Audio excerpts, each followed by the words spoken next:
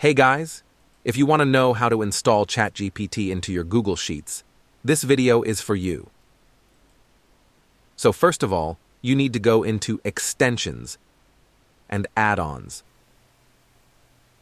Then just search for this extension right here. Let's install it and give it the required permissions. Now we can go into Extensions and we can check it's installed correctly. Now you need to put your OpenAI key. To get yours, you just need to click this link right here and it will automatically redirect you to the site.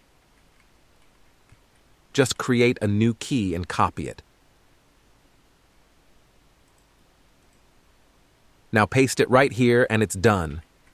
To use GPT with this extension, you need to have a paid plan on OpenAI. I will be releasing a tutorial on how to use it for free soon. If this tutorial was useful for you, please consider subscribing and leaving a like. Thanks for watching.